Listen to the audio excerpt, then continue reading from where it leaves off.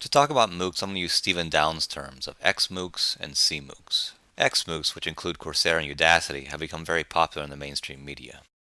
CMOOCs, or connectivist MOOCs, although they came earlier, are not as widely known.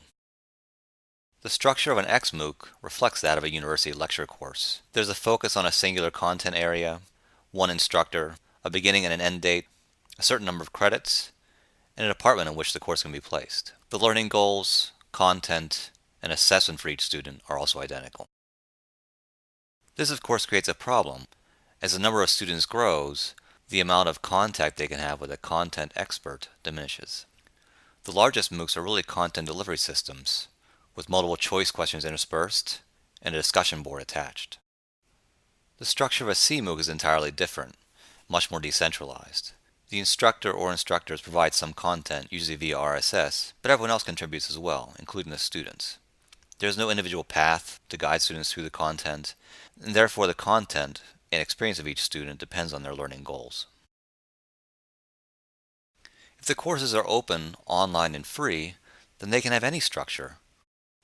The form can depend on the content, learning goals, and the students themselves. For example, we could have a whole course on creating historical scenarios in the game Civilization IV. Students would have to do research on their particular area and time, including religion, power relationships, technology, and resources.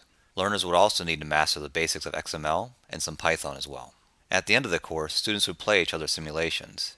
They could then reflect on the varying historical outcomes using their readings as a basis. Computer games are only one example.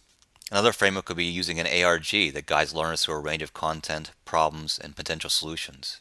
Students can join communities with active projects in the real world as well. Open source projects and online communities for social action and change are all potential courses. One of the key advantages foreign languages have is the number of content experts. We have literally millions of native speakers from around the world. They can provide practice to students not available in the traditional classroom, and they can assess if a student has demonstrated mastery. Because each language learner is also a native speaker, language learners can also benefit from a natural partnership with a single or small group of learners where each individual is both language novice and language expert.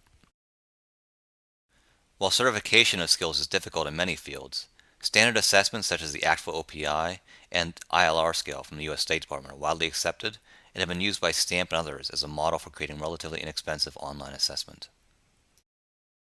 Another advantage of making a foreign language MOOC is that I already have a website designed to connect language learners looking to connect with native speakers for a mutual exchange.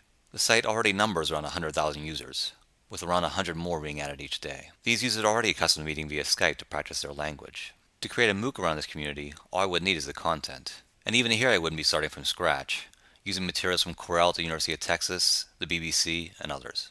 To start then, the course will consist of language learners from one language pair. For example, Spanish speakers learning English and English speakers learning Spanish. I will then need to create lessons using the open education resources mentioned before to create writing, reading, listening, and speaking activities.